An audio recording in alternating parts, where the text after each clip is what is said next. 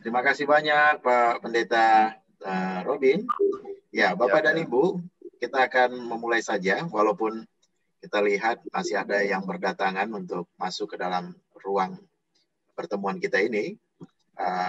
Saya akan mengawali dengan situasi di mana melatar belakangi dari pertemuan kita atau kegiatan kerjasama antara PGI dan IP. Yang di dalamnya, dalam arti sini PGI adalah salah satu programnya yang merespon situasi pandemi, yaitu program konsul.online. Dan salah satu kegiatannya adalah K-Talks atau ruang berbagi yang kita lakukan formatnya secara khusus kita buat lebih cair, tidak seperti webinar-webinar yang serius banget atau apa. Kita akan coba lebih komunikatif, Bapak Ibu lebih akan berinteraksi lebih jauh, dan yang melatar belakangi dari judul atau tema dan kerjasama ini adalah karena dari program konsul.online PGI sendiri itu mengevaluasi bahwa dengan berbagai persiapan yang sudah matang dilakukan, berbagai platform atau upaya untuk mengembangkan platform itu sendiri dalam rangka melayani kebutuhan psikososial dari warga jemaat, namun ternyata tidak berbanding lurus dengan request ataupun interaksi dari warga jemaat yang mengupayakan untuk mengakses layanan ini, layanan dari program konsul.online. Nah, oleh karena pengunjung dari platform yang dibuat dalam konsul.online ini tinggi, namun request yang sangat rendah, ini menjadi pertanyaan bagi kami pada waktu itu, ada apa dengan persoalan ini? Sementara survei yang dilakukan oleh PGI selama 2 kali, itu menunjukkan bahwa kebutuhan dukungan psikososial dalam arti konseling pastoral, itu menempati kebutuhan tertinggi saat ini di masa-masa pandemi dan PSBB. Namun ternyata realnya itu berbanding terbalik yang saya katakan tadi. Mengakses itu adalah suatu mungkin yang berat, entah apa faktornya atau variabelnya. Dan kemudian kami bandingkan dengan apa yang menjadi kejadian hari-hari juga di dalam pelayanan di gereja-gereja. Ternyata dalam pelayanan konseling pastoral di gereja sendiri yang secara fisik dan sebelum pandemi terjadi, juga tidak banyak warga jemaat yang sudah terbiasa untuk mengaksesnya. Lebih-lebih ada seperti label yang dikatakan kalau ada orang datang ke gereja dan bertemu pendeta, minta ada konseling seperti itu, orang ini bermasalah gitu ya. Dan itu yang menjadi ketakutan atau juga menjadi satu yang membuat warga jemaat menjadi enggan untuk datang ke gereja atau meminta layanan konseling pastoral. Padahal seyogyanya pelayanan ini tidak menjadi stigma atau label yang diberikan kepada seseorang dianggap bermasalah, dianggap ada kekurangannya dan seterusnya. Harusnya ini menjadi satu pengembangan dan juga untuk semakin membuat kita mengenal diri kita dan bisa menyelesaikan persoalan kita secara mandiri. Dan untuk itu di dalam webinar atau pertemuan kita kali ini, isu tentang mengapa takut terbuka itu menjadi satu yang krusial karena dari warga gereja ini menjadi hambatan dalam pastoral kita, konseling kita, sering sulit untuk terbuka. Dan bagaimana seharusnya konselor atau pendamping atau pendeta atau penggembala menghadapi situasi demikian. Ada gap di mana warga gerejanya takut untuk terbuka, takut untuk berbagi, takut untuk berkomunikasi di masa-masa pandemi atau hal yang membuat mereka sulit untuk menjalani kehidupan dengan sukacita dan syukur. Oleh karena itu, pagi hari ini ada 2 narasumber kita yang luar biasa, mumpuni di isu yang sedang kita angkat di dalam pertemuan ini. Pertama, yaitu Pak Pendeta Emeritus Daniel Stanto. Nah, beliau adalah, Bapak Ibu tentu tidak asing lagi ya, sudah menjadi orang tua kita, sudah menjadi, kalau saya bilang sesepuh kita, bolehlah ya Pak ya. Sesepuh kita bisa juga menjadi panutan kita dan juga menjadi salah satu pedoman di dalam dunia pastoral di sekolah-sekolah tinggi yang pernah beliau turun tangan untuk mengajar.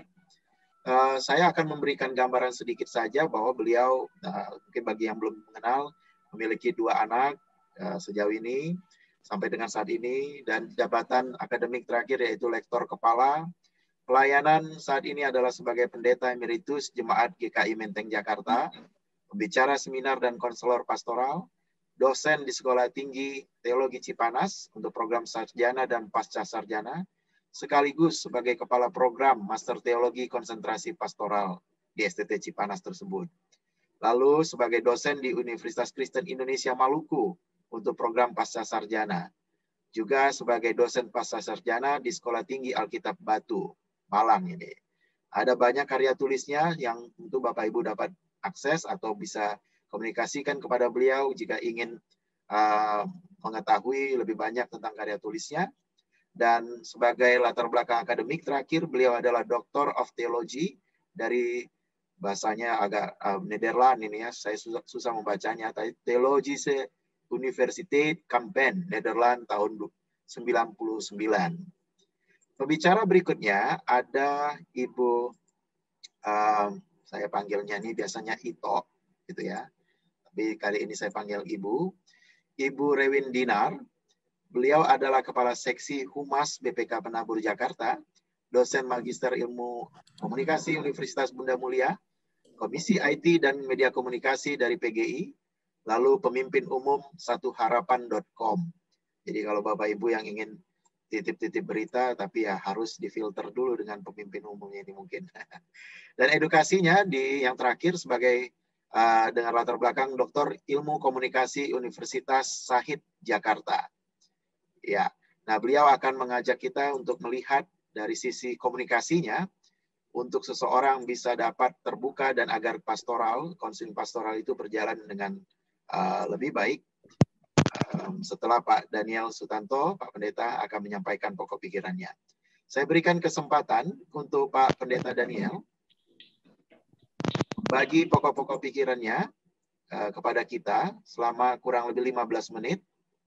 Dan jika lebih dari itu akan saya berikan lampu, gitu ya, minta izinnya.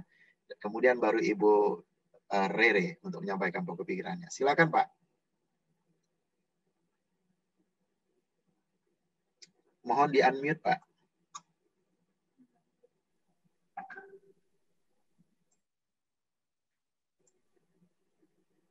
Selamat pagi, Bapak, Ibu-ibu, saudara-saudara sekalian, para sahabat, rekan-rekan pastoral.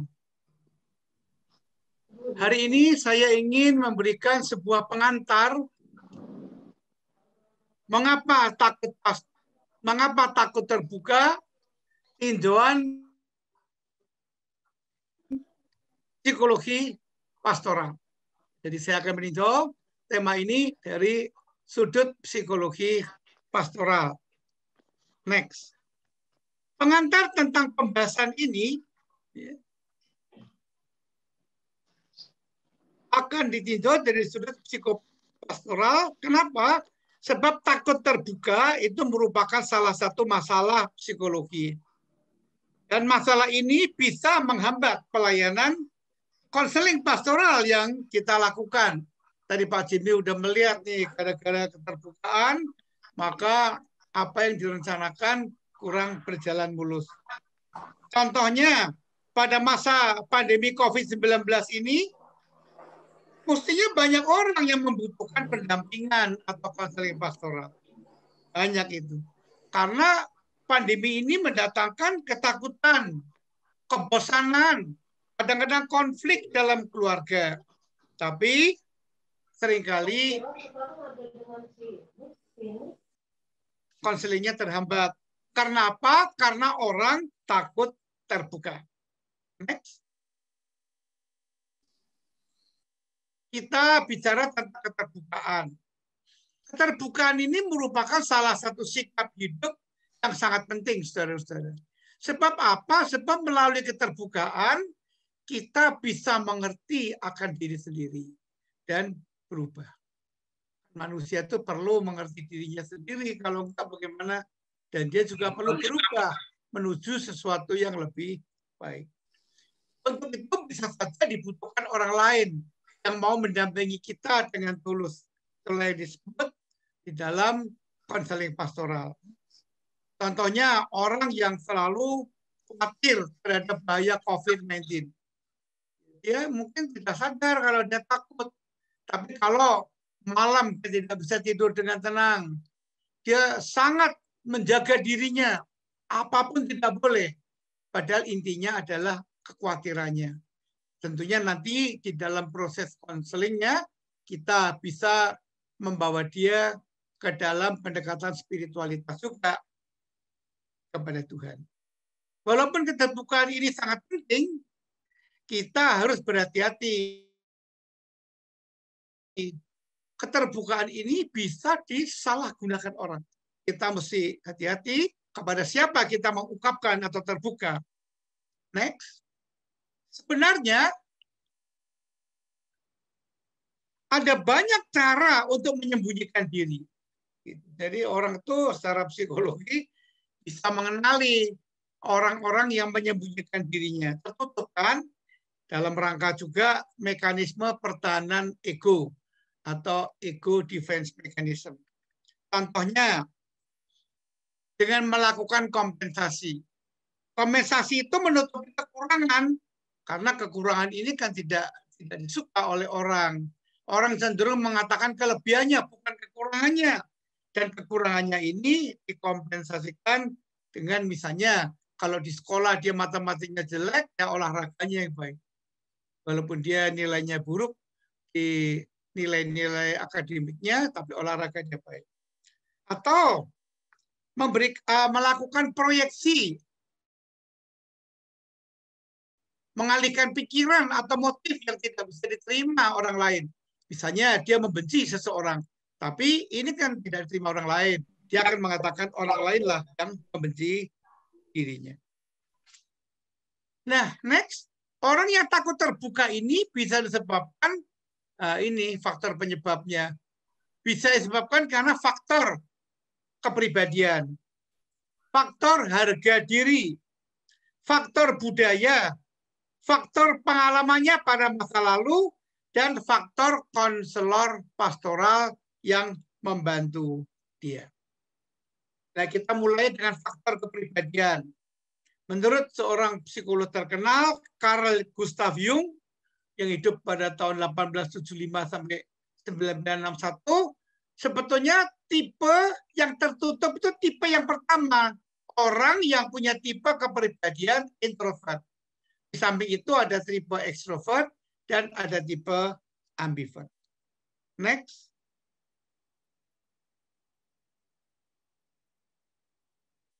Orang dengan tipe kepribadian introvert ini cenderung menarik diri. Kita bisa mengamatilah kalau kita bergaul ada orang menarik diri, suka menyendiri, pemalu, tidak mudah membuka diri. Ini orang tipe ini. Ada juga orang yang kebalikannya dengan tipe kepribadian ekstrovert. Orang ini cenderung berorientasi pada dunia luar. Ia terbuka dan suka bergaul dengan orang lain.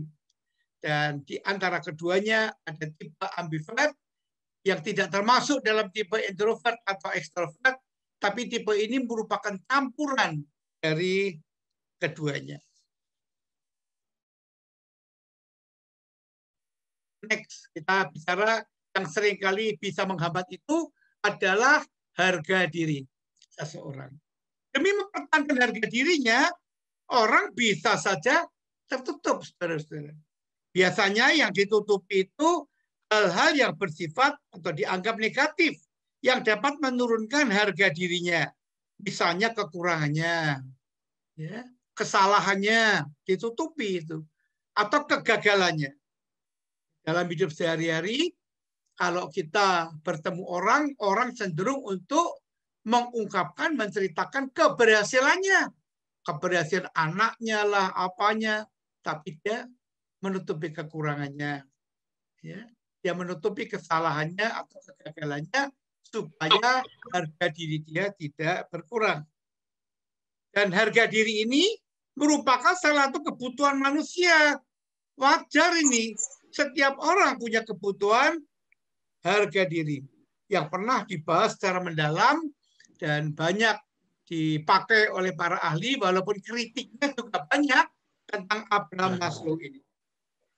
Menurut Maslow, manusia itu punya berbagai kebutuhan yang tersusun secara hierarkis. Kebutuhan fisiologis, kebutuhan makan, minum, fisik, kebutuhan rasa aman, kebutuhan cinta kasih. Nah, ini ada kebutuhan harga diri, lalu kebutuhan untuk aktualisasi diri, kebutuhan untuk mengaktualisasikan potensi-potensi yang ada dalam dirinya. Nah, ini kita mesti memperhatikannya. Kadang-kadang ada orang memilih satu pekerjaan untuk memenuhi kebutuhan harga diri. Aduh, saya lupa. Biar gajinya kecil, nggak apa-apa. Tapi di sana dia dihargai. Biar gajinya gede, dia tidak mau. Karena apa? Karena dia tidak dihargai. Jadi kalau orang-orang menurut Maslow, kalau orang itu sudah terpenuhi kebutuhan fisiologisnya, rasa amannya, dan cinta kasihnya. Ini banyak kritik juga, saudara-saudara. Tapi saya tidak bermaksud membahas kritik ini kecuali dalam diskusi nanti. Faktor berikut, faktor budaya. Next, ya, faktor budaya. Faktor budaya ini menentukan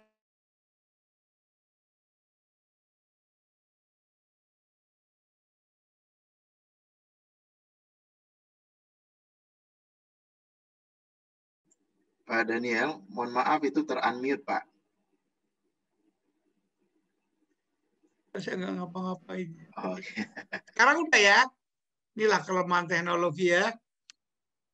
Ya, ada faktor budaya yang membuat orang cenderung tertutup dan tidak akan mengungkapkan perbuatan atau kejadian yang dianggap memalukan. Oh, ini banyak sekali. Karena budaya malu ini ada di berbagai daerah. Ya. Kalau saudara-saudara mengamati kasus-kasus pelecehan, kadang-kadang tidak dibawa keluar karena malu, memalukan keluarga. Karena itu jalan terus yang namanya pelecehan ini.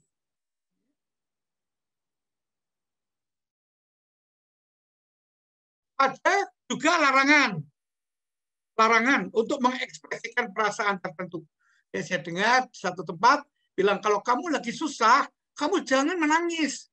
Padahal salah juga ya, di depan orang banyak. Nanti orang menganggap kamu ini lemah. Itulah kira-kira. Nah, faktor berikut, faktor pengalaman masa lalu. Pengalaman masa lalu ini bisa membuat orang menjadi tertutup. Contoh, pengalaman orang yang digosipkan setelah mengungkapkan masalahnya bisa membuat ia menjadi tertutup. Kapok dia, nggak mau lagi nih. Kalau aku ketemu ini, berita Jimmy ini, katanya mengungkapkan rahasia, atau dia ceritain kemana-mana. Belum besok pagi, baru nanti sore, semua orang udah tahu. Kapok, saya tidak mau cerita-cerita tentang apa yang menjadi kelemahan saya. Atau pengalaman-pengalaman pahit masa lalu yang sudah dikubur. Atau dilupakan. Ini tidak akan dia buka kembali. Karena ini pengalaman yang menyakitkan. Untuk membukanya ini ada sesi tertentu. Ini Pak Lontoh ini pernah membuat tesisnya. Yaitu penyembuhan luka batin. Karena pengalaman itu pahit. Dia udah nggak mau ingat kok. Dia ceritakan. Tentu dia tidak akan mengungkapkannya lagi. Lalu berikut. Next. Pengalaman konselor pastoral. Ini sedikit saya singgung. Karena tadi kan semua kan dasarnya adalah tentang orang yang tidak mau terbuka. Tapi orang tidak mau terbuka bisa juga karena konselornya termasuk diri saya. Ya. Peran konselor dalam konseling pastoral ini sangat berarti dan menentukan. Sebuah konseling bisa terjadi. Ya juga orang itu bisa berlanjut atau berhenti di tengah jalan juga banyak ditentukan oleh faktor konselor.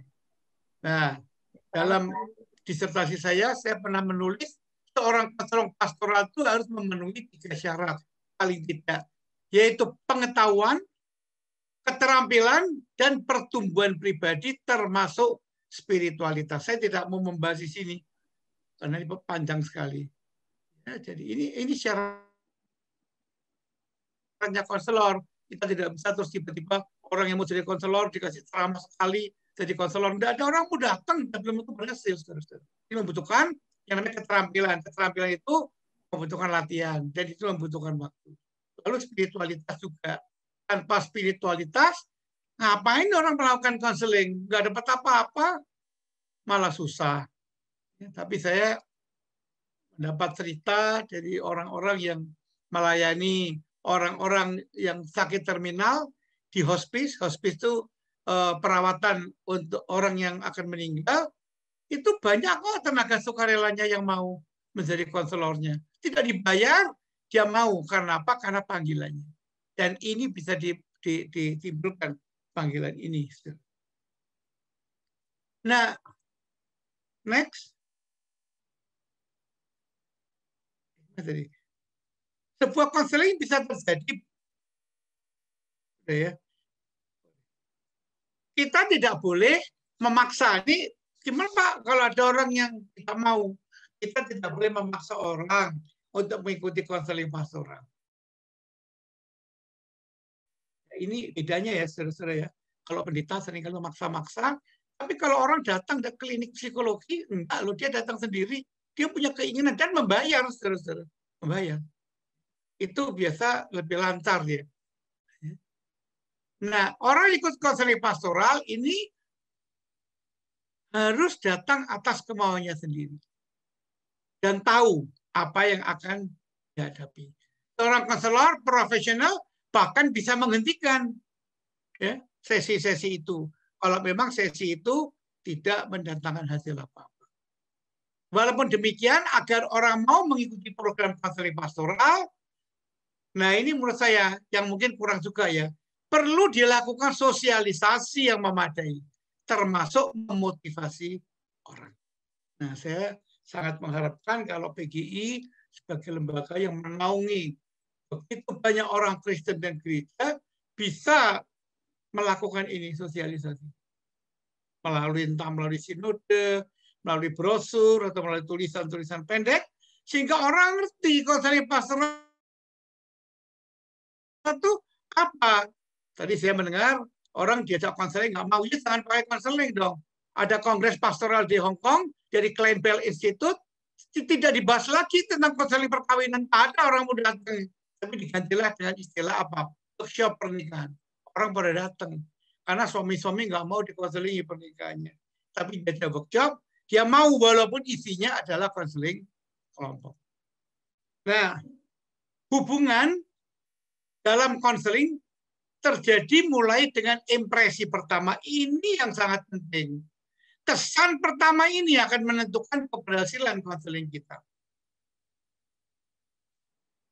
Terus, saya sambil lihat jam, karena Pak Jimmy udah ngeliatin saya, 15 menit. Tapi saya emang biasa, udah saya hitung jam. Nanti selanjutnya bisa diskusi kita ya. Agar orang mau mengikuti konseling pastoral, seorang konselor, nah ini penting, harus dapat dipercaya. Di gereja ini jelas nih kalau pendeta tidak bisa dipercaya dan memegang rahasia jabatan. Kalau dia tidak bisa memegang rahasia jabatan, dia sama dengan bunuh diri. Nggak ada orang muda. Ya ini sangat penting. Dan memegang rahasia jabatan itu berat, saudara-saudara. Sampai mati kita. Dan kita tidak boleh mengungkapkan termasuk pada teman hidup. Yang terakhir, menghadapi orang yang menutup diri, nah kita harus melihat konseling sebagai teman dan bukan musuh. Ini sikap yang pertama. Jangan kita musuhi dia, anggaplah dia teman kita. Kita perlu berempati, ya ikut merasakan apa yang sedang dirasakan, yang digumuli. Mengapa dia tidak mau konseling, tapi kalau bertemu dia cuma menangis dan berusaha mengerti perasaan konseling. Kadang-kadang memberikan tisu itu lebih berharga daripada mengajak bicara bagi orang yang tidak mau berbicara pada waktu itu. Kita perlu sabar juga. Lah ini konselor, saya perlu sabar. Bila perlu mencari kesempatan lain, membuat janji yang lain.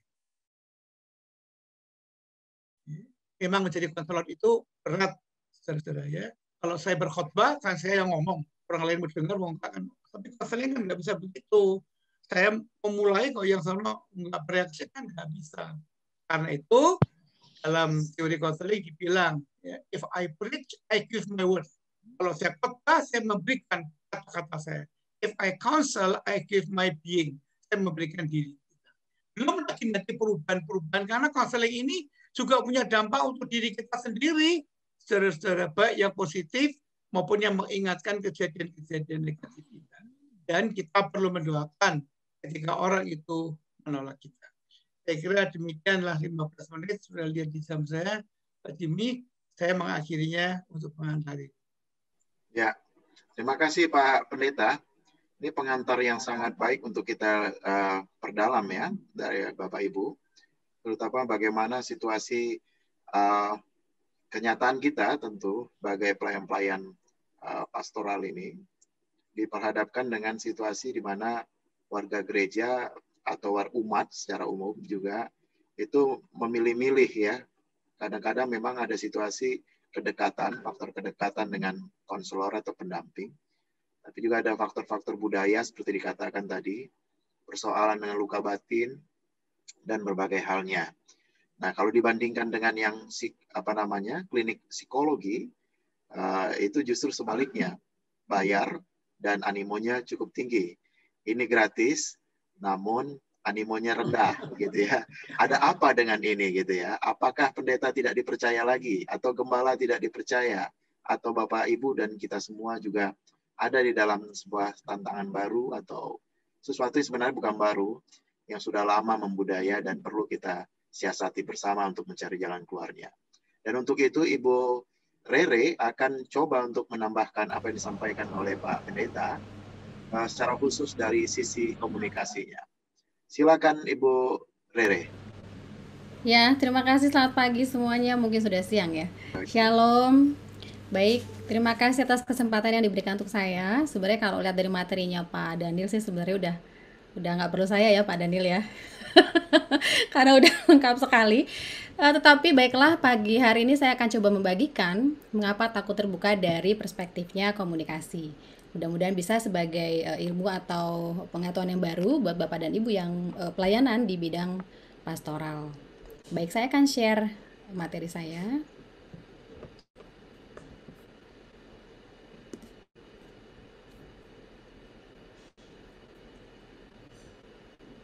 Baik, bisa dikasih respon dulu Pak Jimmy, apakah sudah terlihat dengan baik? Bu, sudah Bu. Oke, baik, terima kasih. Baik, tema saya adalah komunikasi, mengapa takut terbuka. Kalau tadi Pak Daniel membawakan dari perspektif konseling pastoral, saya akan mencoba memberikan suatu paradigma dari komunikasi. Baik, tadi sudah jelas ya, ada riset yang dibuat oleh PGI, Pak Daniel juga tadi sebutkan kasus COVID ini gitu ya, berdampak pada berbagai permasalahan. Nah, saya ada riset ya, tapi ini di Tiongkok yang mungkin bisa jadi referensi kita bersama. Jadi ada survei yang dilakukan di Maret 2020 yang lalu, dari 4.872 orang, ternyata 80%-nya itu adalah hasil surveinya. Banyak orang, 80% mengalami masalah kesehatan mental, yaitu depresi dan kegelisahan. Ini dipengaruhi dari frekuensi tingginya akses media sosial dalam pandemi COVID-19. Jadi karena memang di awal-awal itu orang mulai baru tahu informasi tentang COVID gitu ya, dan mencoba mencari tahu, dan sayangnya banyak sekali infodemik tentang COVID-19, sehingga yang terjadi adalah kesehatan mental, dan ini menjadi PR kita bersama, baik pemerintah gitu ya maupun gereja, maupun kita sebagai individu di tengah-tengah masyarakat. Ini angka yang sangat tinggi, dan mungkin di Indonesia sudah ada penelitian juga yang dilakukan oleh PGI saya rasa ya, dan ini bisa menjadi perhatian kita bersama. Baik, di dalam konseling ini adalah merupakan proses komunikasi ternyata ya. Kalau saya pelajari, saya waktu itu sudah kenal dengan Pak Daniel sejak lama ya Pak ya, sudah mengikuti apa sih proses konseling atau pastoral itu. Ya, saya temukan di dalamnya konseling adalah sebuah proses komunikasi. Tanpa komunikasi kita tidak bisa melakukan yang namanya konseling. Dan yang paling penting lagi, orang mungkin tidak mengingat yang kita sampaikan sebagai pelayan atau di gereja kita melakukan pelayanan pastoral gitu ya. Tetapi orang mengingat perasaannya ketika berbicara dengan Anda. gitu ya. Sehingga konteks bagaimana Anda berkomunikasi ini dalam segi komunikasi ya, dan konten itu sama pentingnya, karena setengah keberhasilan dari apa yang Anda sampaikan sebagai konselor, 50%-nya adalah kemampuan dari komunikasi. Ya, ini ada dua pihak ya, konselor dan konseli, karena komunikasi itu adalah terjadi di antara kedua individu, komunikator dan komunikan. Ya, di sini konselor dibutuhkan komunikasi yang terbuka untuk menciptakan sebuah keterbukaan dari konseli. Baik, kita perlu memahami dulu prinsip-prinsip dalam komunikasi. Baik, pada dasarnya komunikasi itu adalah interaksi antara kedua pihak, sifatnya adalah take and give. Ya, ini interaksi yang berlangsung antara kedua belah pihak dan take and give. Kita tidak bisa hanya memberikan saja informasi, memberikan saja apa yang kita sampaikan untuk membantu dia, tapi kita juga harus mendapatkan informasi dari konseli kita. Nah, keterbukaan ini prinsipnya itu adalah cermin mutual disclosure. Ya, jadi ada kerjasama dari kedua individu antara konselor dengan konseli. Artinya jika kita terbuka maka orang lain pun akan terbuka. Nah, ini bisa jadi refleksi kita bersama. Jangan-jangan ketidakterbukaan konseli adalah karena ketidakterbukaan dari kita sebagai konselor. Di sini saya tekankan bahwa ada dua pribadi, konselor dan konseli. Sekali lagi karena komunikasi tidak bisa berlangsung dengan hanya satu pihak. Baik, keterbukaan itu ada dasarnya ada pengaruh dari individu. Tadi Pak Dani sudah sebutkan berkaitan dengan kebutuhan seseorang. Kemudian ada juga pengaruh dari keluarga, latar belakang atau tradisi.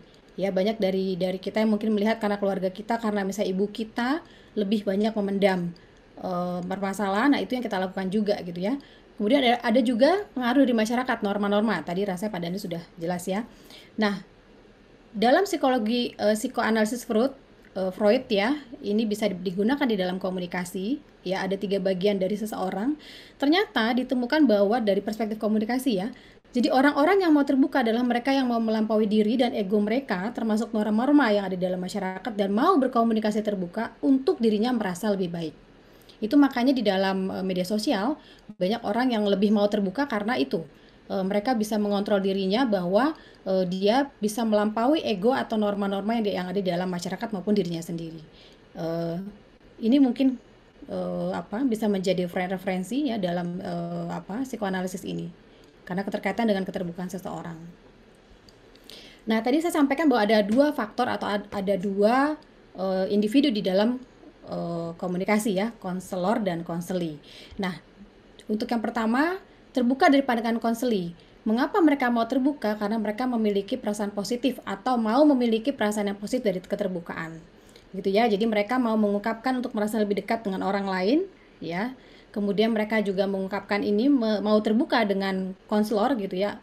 Ingin merasa divalidasi bahwa dirinya benar atau salah begitu ya. Lalu dia juga mau memahami dan memperkuat aspek inti identitas dari dirinya. Dia juga mau eksplorasi dan menerima aspek-aspek dalam dirinya. Kemudian juga dia merasa lebih tulus di dalam dunia, karena permasalahan itu dia merasa ingin bahwa dia ada di dalam dunia ini dan merasa ingin lebih tulus gitu ya. Kemudian dia juga ingin meringankan beban rasa sakit yang tidak terungkap. Nah, ini mengapa mereka mau terbuka gitu ya. Tapi sayangnya orang takut dengan keterbukaan itu gitu ya, karena dia merasa ada satu konsekuensi negatif yang bisa menjadi hambatan juga di dalam berlangsungnya konseling. Tadi Pak Dani juga sudah sebutkan gitu ya, banyak sekali proses konseling itu akhirnya berhenti di tengah jalan. Bisa jadi ini yang menjadi permasalahan dan menjadi hambatan dalam konselor, sehingga proses konseling tidak berjalan dengan baik gitu ya. Jadi yang pertama adalah dia merasa ditolak oleh konselor ketika mengungkapkan dirinya gitu ya. Kemudian dia merasa dia membebani konselor dari masalahnya. Lalu ketika dia ada sebuah kesan yang tidak diinginkan gitu ya dari diri konselor terhadap dirinya sendiri. Kemudian bisa jadi dia merasa menyesal karena tidak membagikan cerita sebelumnya. Itu makanya mungkin ada komunikasi yang kenapa nggak cerita dari sebelumnya gitu ya. Nah, itu bisa jadi menjadi hambatan sebuah komunikasi. Kemudian bisa jadi di tengah-tengah proses konseling itu dia mengalami peningkatan kerentanan. Dia mengalami justru bukan yang peningkatan diri sendiri, tetapi justru dia mengalami kemunduran dalam dirinya. Ya, kemudian yang berikutnya adalah dia mengalami rasa malu setelah mengakui pikirannya, perasaan atau perbuatan tidak sesuai dengan perasaan ideal dari dirinya. Nah, ini bisa menjadi hambatan ketika terjadi di dalam sebuah proses konseling, dan ini bisa menjadi refleksi bersama ketika kita menjadi konselor begitu ya. Nah, sekarang terbuka dari pandangan konselor. Ya, kalau saya boleh refresh lagi, tadi terbuka dari pandangan konselor dan ini adalah dari konselor. Tadi saya sampaikan di awal bahwa harus ada komunikasi terbuka dari konselor. Ya, ini adalah sikap mencari informasi tentang permasalahan yang dihadapi konseli. Di sini berbicara tentang mendengar dan ternyata tadi Pak Dani juga sebutkan lagi. Ini berat menjadi konselor ya, beda dengan kalau dia khotbah di depan one way komunikasinya. Tapi kalau mendengar itu kita yang mendengarkan dan itu perlu energi yang luar biasa sebagai konselor. Gitu ya. Dan proses bagaimana komunikasi berjalan sepanjang konseling ini adalah proses mendengar. Gitu ya. Oleh karena itu diperlukan keahlian dari mendengar.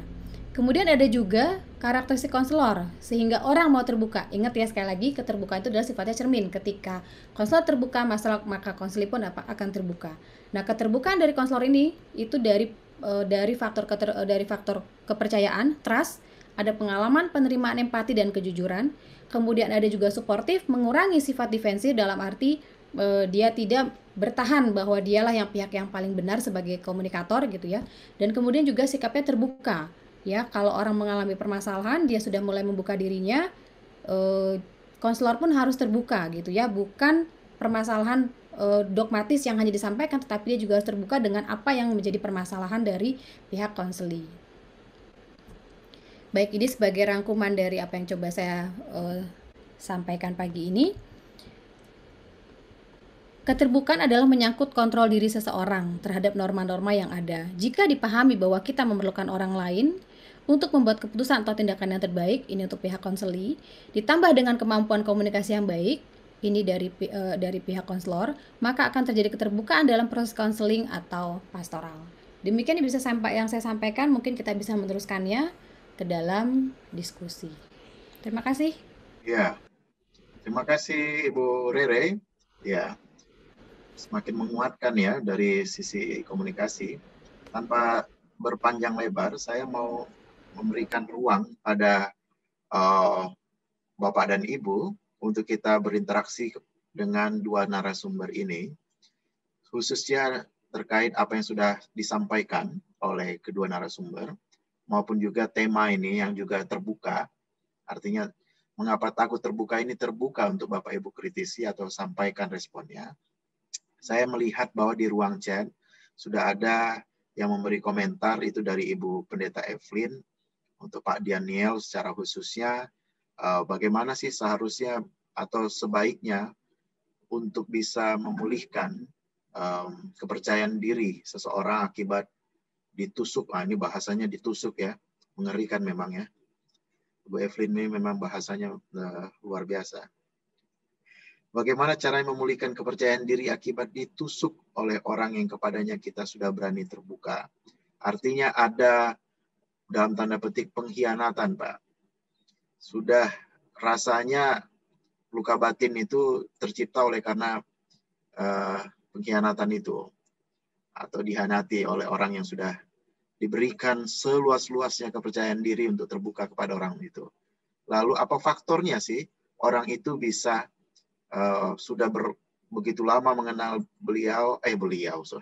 mengenal seseorang gitu ya, sudah begitu lama dekat, tiba-tiba menjadi orang yang ember begitu, atau orang yang mudah untuk membagikan seseorang, pengalaman seseorang, masalah seseorang, atau yang Pak Daniel tegaskan tadi tentang rahasia jabatan itu.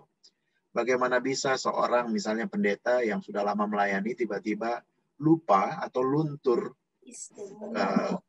komitmen untuk menjaga rahasia jabatan itu? Apa sih faktor utamanya? Lalu ada Pak Alokasi Gulo. Ya, ini ada sebagai ini ya respons. Untuk konsul online, beberapa konseli yang saya dampingi mengaku bahwa mereka mengakses situs konsul.online, tetapi kemudian mereka enggan melanjutkan proses konseling seperti mekanisme di konsul.online, merasa kurang nyaman diminta kontak pribadi mereka seperti nomor WA. Akhirnya mereka mencari sendiri konselor di mana orang lain tidak tahu tentang diri mereka. Artinya, para konseli juga dalam arti takut terbuka ini, tidak mau untuk membagikan kontaknya, tidak mau berbagi tentang siapa dirinya, sehingga proses itu tidak berjalan. Nah, apakah ini lumrah ketika konselor tidak mengetahui jati diri atau identitas diri dari orang yang dilayaninya? Sehingga banyak konseli yang mau datang kepada konselor tanpa harus membuka identitas sebenarnya. Apakah itu satu keharusan konseli membuka identitas sesungguhnya dari dirinya? Lalu saya berikan ruang kepada Bapak Ibu, 2 orang yang boleh menanggapi atau memberikan respon, ingin memberi salam ya secara khusus pada kedua narasumber kita, namun dibatasi dengan waktu 1 menit masing-masing orang untuk menyampaikan responnya atau salamnya atau apa itu. Dan 2 orang ini saya lihat dari monitor ini jika ada yang mengangkat tangan, baik yang secara virtual ada kodenya situ, ada simbolnya, maupun yang mungkin angkat tangan langsung ya. Pak mengarah Pak Pahan, saya lihat mengangkat tangannya. Lalu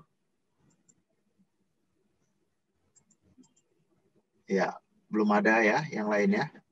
Ya, karena Pak Mangarah hanya 1 orang ini yang mengangkat tangan, saya izinkan 2 menit Pak untuk sesi ini. Silakan Pak.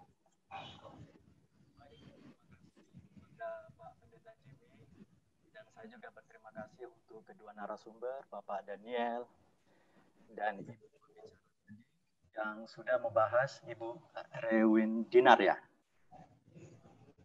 Saya secara sederhana merespon khususnya pengalaman dari kedua narasumber ketika mengajar di ruang kelas, dan secara khusus lagi kepada Pak Daniel sebagai dosen kita, untuk menghadapi pengalaman para pendeta yang mengalami kesulitan ketika mendampingi setiap jemaat yang mau berkonsili atau kira-kira apa pengalaman yang mendasar seorang pendeta sehingga mengalami kesulitan berhadapan dengan jemaat yang mau terbuka samanya? Apakah memang surveinya kebanyakan dari pengalaman Bapak belajar? Atau ada alasan yang lain? Terima kasih, Pak. Ya, itu singkat, padat ya. Silakan Pak Daniel dan Ibu Rere, terutama saya mulai dari Pak Daniel, untuk bisa merespon beberapa pertanyaan ataupun respon dari peserta melalui chat box tadi. Di-unmute, Pak.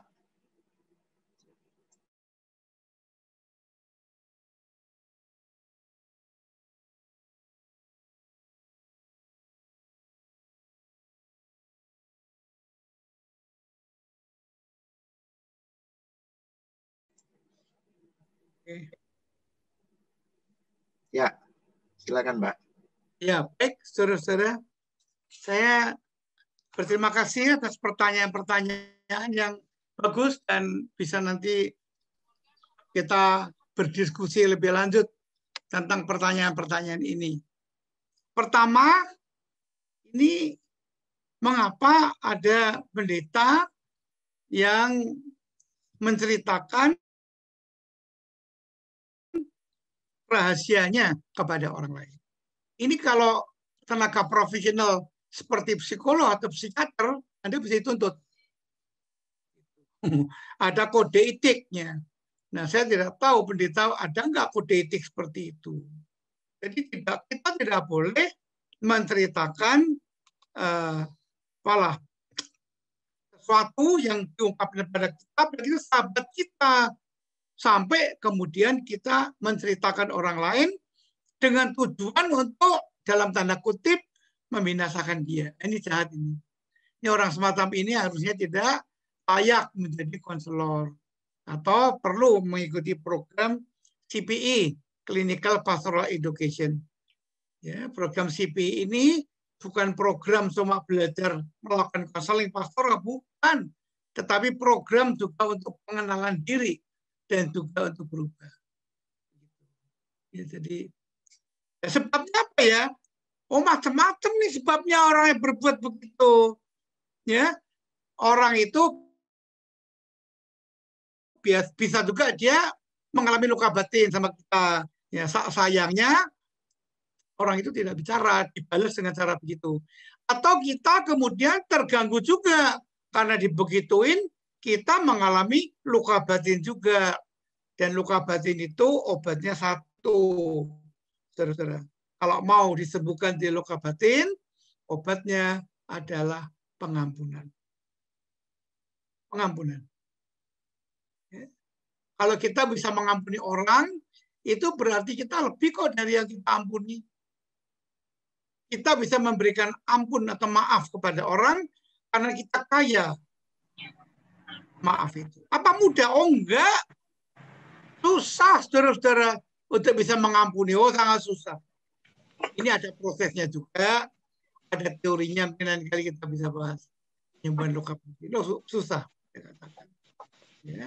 Dan ada ciri-cirinya. Kalau orang sudah mengampuni itu sampai seberapa jauh. Itu ada ciri-cirinya.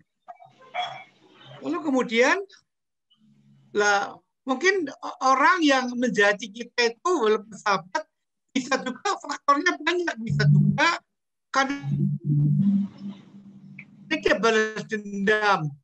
Mungkin kita tidak sengaja melakukan kesalahan lah, yang menurut dia kesalahan. Dan dia membalas dengan cara begitu. Ini nggak boleh.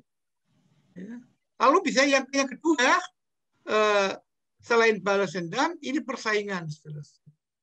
Jangan dikira kalau di antara tenaga rohaniwan itu ada persaingan juga. Persaingan, kalau persaingan positif nggak apa-apa, ya nggak persaingan positif ya, untuk meningkatkannya nggak apa-apa.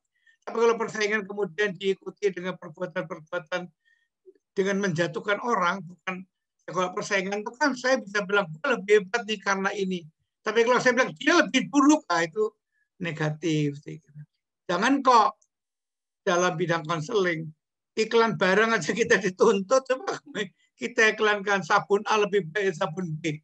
Kita urusannya polisi, apalagi ini manusia.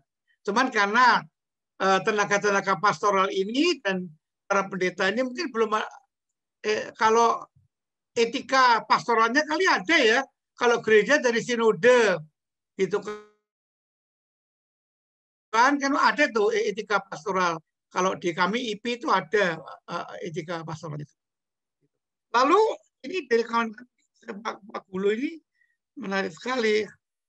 Ini apa tadi? Konseli ya yang tidak percaya gitu ya.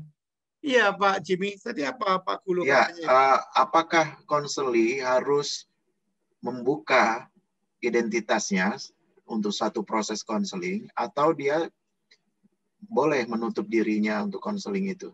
Ya, menutup identitasnya. Ini online ya. Ya online. Saya sendiri biasanya online itu bisa untuk hal-hal yang sifat memberikan penjelasan lah. Tapi kalau sampai untuk membicarakan masalah orang, saya juga khawatir. Online itu risikonya banyak loh, saudara-saudara. Anda kalau konseling online, Anda bisa direkam juga. Mau nggak? Ya, bisa direkam juga. Dan orang biasanya tidak mau, jangan kok masalah pribadi. Nomor punya saja orang ada yang tidak mau kok, karena konfidensial. Dan kalau orang itu tidak mau mengemukakan kayak gitu, itu wajar sekali. Wajar sekali.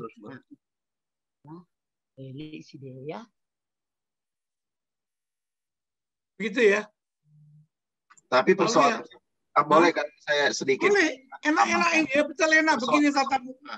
Persoalannya Pak, jika orang itu tidak memberikan kontaknya secara khusus ya, sementara prosesnya adalah melalui kontak itu, melalui video call misalnya ya, artinya dia harus tahu nomornya. Kalau tidak ya bagaimana? Apakah harus melalui media lain? Tidak ada. Seperti itu ya. Dan yang saya lihat juga dalam pelayanan online ini, biasanya orang, kalaupun dia tidak melalui konsul.online, mereka biasanya menelpon begitu. Yang terkadang konselornya tidak tahu siapa ini. Tapi at least yang menelpon itu, dia akan menunjukkan nomornya paling tidak ya.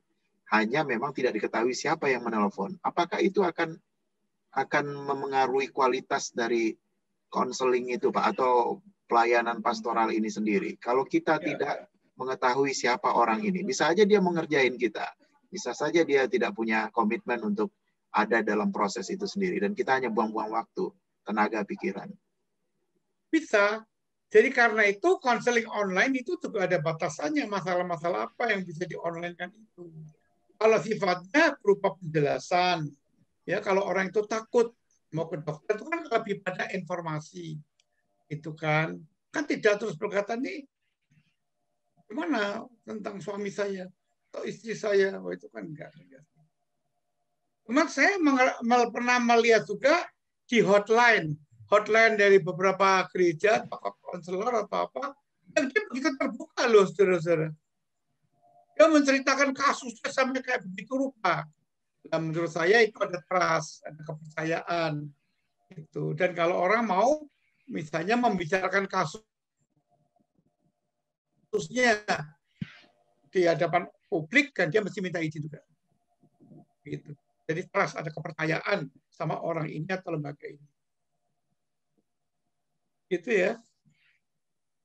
Jadi memang benar, konseling paling baik itu ketemu muka, saudara-saudara. Nah, kalau nggak bisa, ada jalan lain yaitu melewati video call seperti ini. Tapi kalau video call kemudian dibatasi, nggak boleh diketahui ini dan itunya, tentu hasilnya tidak maksimal. Karena itu kita membutuhkan juga semacam supaya orang bisa percaya sama kita. Oh, Bapak Pendeta ini atau Ibu Pendeta ini kalau konseling serius nih, tujuannya menolong saya. Ini saya kasih ini. Karena sekarang emang ada kecenderungan tren ya, saya alami juga di gereja saya. Orang cenderung tidak mau memberikan data tentang dirinya. Karena mungkin takut salah gunakan atau bagaimana. Itu yang ketiga tadi tentang marah ya. Menurut saya yang perlu ditingkatkan ini, kalau orang kadang-kadang salah ya, kalau kita ini belajar konseling, yang perlu tuh bukan pengetahuan, ya, bukan informasi saja, enggak, keterampilan dan pertumbuhan pribadi, termasuk spiritualitas. Keterampilan ini susah loh, saudara-saudara. Orang bisa membaca, meningkatkan pengetahuan melalui baca buku, keterampilan enggak ada. Kecuali latihan. Dan latihan itu membutuhkan supervisor pendamping. Dan supervisor ini ada juga syarat-syaratnya. Bahkan di Amerika disertifikasi juga untuk menjadi supervisor. Lalu yang berikut pertumbuhan pribadi, ya, termasuk di dalamnya spiritualitas. Kalau kita sendiri misalnya mengalami trauma yang belum selesai, lah gimana kita mau menolong orang yang punya trauma? Ketika kita bicara tentang trauma, kita yang menangis, bukan dia menangis. Karena kita teringat akan lalu kita. Ini perlu penyembuhan. Nah, kebetulan disertasi saya mengenai CPI di negeri Belanda. Karena itu di CPI itu kalau berjalan dengan baik, ini luar biasa. Tidak semua membuat orang ahli konseling. Kalau ahli konseling itu latihan konseling namanya. Karena CPI itu ada unsur pribadi. Ini luar biasa, saudara-saudara. Di pengalaman mengajar saya, juga kalau kelas-kelas CPI ini sangat luar biasa. Luar biasa dalam arti orang bisa terbuka, karena itu kan bebas ya. Tidak semua orang harus ikut, enggak. Kalau mereka nggak nyaman, nggak usah terus. Tapi ada komitmen satu pada yang lain. Bahwa kamu tidak boleh membocorkan rahasia. Kalau kau membaca rahasia orang, kamu berdosa kepada. Nggak cuma pada orang itu. Jadi pastoral ini menarik. Saya kira begitu dulu ya, supaya Bu Rere juga bisa beri komentar gitu ya, Pak Jimmy ya. Nanti saya mau lagi terus. Ya. Cuman saya perlu ini tegaskan satu. Kalau kita punya luka batin, seorang konselor, kita harus break dulu ya Pak ya, menyelesaikan itu dulu ya. tidak layak kita menyelesaikan luka batin orang lain kalau kita sendiri belum selesai dengan diri kita. Ya, saya kira lebih baik kita selesaikan. Jangan kalau luka batin. Ya saya ini rekam nih, saya tahu. Saya hati-hati juga kalau bicara sebagai dosen. Saya kalau mengajar mahasiswa saya membuat topik-topik yang dia sendiri pernah mengalami, itu bisa macet di tengah jalan, Pak Jimmy. Macet. Sebelum itu kita mau ngomong dulu lah. Paling nggak bisa mengeluarkan gitu. Ya. Termasuk ini ya Pak ya. Termasuk ini mungkin langsung saya lihatnya ada di kolom chat. Berarti nggak boleh menangis ya waktu kalau konselingnya nangis ya kita nggak perlu ikut baperan ya. Ya kita tidak usah menangis. Karena mungkin tersinggung juga luka batinnya jadi akhirnya bocor kan. Ya kita perlu berlatih juga. Jadi kita dalam konseling ini perlu berempati tetapi tidak bersimpati. Empati itu turut merasakan pergumulan dan perasaan orang. Kita bisa merasakan. Tapi simpati itu kita terlibat dalam perasaan itu. Repot loh kalau konseling. Nanti kita bisa macam-macam. Kalau ada kita konselor yang kita konseling itu lawan jenis. Kalau kita bersimpati bisa susah nanti. Ya. Sudah banyak buktinya Pak. Kamu loh yang bilang saya nggak perlu. Baik, Pak Pendeta terima kasih. Ibu Rere silakan Pak. Ibu. Baik, terima kasih. Kalau saya boleh menjawab tadi pertanyaan dari Ibu Evelyn ya, apa sih faktor utama seseorang yang tadi dipercaya kemudian berubah gitu ya? Dari perspektif komunikasi, manusia itu kan sifatnya kompleks ya. Dia bisa mengalami setiap hal yang baru, setiap hari yang baru ya, dia belajar setiap hari yang baru, mengalami proses yang baru juga setiap hari. Oleh karena itu manusia bisa berubah, yang tidak berubah itu hanya Tuhan Yesus, gitu ya. Jadi kalau ditanya kok dia bisa berubah tiba-tiba akhirnya dia menciptakan semua hal yang menjadi rahasia bersama, itu dia sudah mengalami proses gitu ya. Bisa jadi dia sebagai diri sendiri juga dia akhirnya menceritakan karena dia juga mengalami sebuah konflik dalam dirinya gitu ya, antara dirinya gitu, kemudian dengan temannya tadi ya yang tidak bisa temannya gitu ya yang tadi menjadi bahan ceritanya gitu ya, kemudian akhirnya memutuskan untuk menceritakan pada orang lain gitu ya. Jadi sebagai faktor utamanya mungkin tadi Pak Dana juga udah jelaskan banyak faktor yang bisa jadi dari pihak yang satu konselor ataupun yang konseli gitu ya, dari yang temannya atau temannya gitu. Yang pasti tadi manusia itu sifatnya kompleks gitu ya, sehingga pada akhirnya dia bisa menceritakan hal itu kepada orang lain gitu. Kemudian yang kedua tadi konselor itu tadi Pak Jimmy mengatakan konselor itu harus menyembuhkan dulu dirinya gitu ya. Ini juga menjadi prinsip komunikasi Pak. Ya banyak dari kita yang melihat orang lain dulu gitu ya. Padahal sebenarnya kalau kita melihat diri kita sendiri, ini kita menyelesaikan masalah kita dulu, baru kita bisa menyelesaikan masalah orang lain gitu ya. Jangan berharap orang lain akan berkomunikasi dengan baik sama kita kalau komunikasi kita juga belum baik gitu ya. Kalau kita tidak bisa memulai komunikasi kita dengan baik dulu. Jadi kalau mau punya komunikasi yang baik gitu ya, kita yang harus berkomunikasi dulu dengan orang lain. Begitu mungkin tambahan saya Pak Jimmy. Baik Bu Rere, terima kasih. Udah semakin ini ya mengklirkan. Jadi komunikasi juga dibutuhkan pertama itu trust itu ya, untuk bisa terbuka. Baik itu dalam komunikasi di kelas maupun di klinik atau dimanapun itu, trust itu yang harus dibangun terlebih dahulu. Dan oleh karenanya seseorang harus membangun bukan citra diri, tapi membangun bagaimana itu dirinya bisa dipercaya oleh orang sekitarnya untuk bisa berbagi. Nah, saya melihat di monitor kita ada Pak Roli Raintama ini sudah mengangkat tangan, dan juga Bapak Reza Kabulton. Saya berikan dulu yang pertama kali tadi Pak Reza dulu ya, setelah itu Pak Roli. Silakan Pak Reza. Sorry, ini Pak Reza ini Ibu Kak Bapak ini. Belum ada kameranya, apa gambarnya.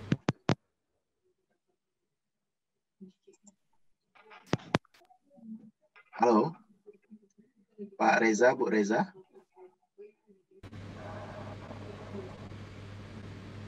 Tidak ada suaranya Pak. Halo Pak. Iya, silakan Pak. Iya. pertanyaan saya gini, kita kan tahu bahwasannya budaya itu sangat mempengaruhi gereja untuk melakukan apa namanya dibilang pastoral ini kan gitu dia. Padahal pastoral ini sangat dibutuhkan oleh jemaat. Nah, seperti yang bilang Bapak tadi, bahwasanya budaya itu yang ngomong-ngomong apa namanya, ngomong-ngomong kepada orang, gitu dia, ngomongin orang. Kalau contohnya kita pastoral kepada pendeta, ya ngomongin juga, dibuka juga kepada orang lain kan gitu dia. Nah, bagaimana sebenarnya menurut Bapak meminimalisir budaya-budaya yang seperti ini, yang ngomongin orang ini, supaya contohnya pastoral itu di daerah-daerah bisa dilakukan gitu dia. Apa sikap gereja untuk meminimalisir budaya yang kayak gini gitu dia. Terima kasih, Bang. Terima kasih, Pak. Silakan Pak Pendeta Roli. Terima kasih Pak Jimmy, Pak Daniel, terima kasih materinya. Kita ketemu di Kediri, tapi saya lupa tahun berapa Pak, waktu Polkesi dengan Pak Daniel.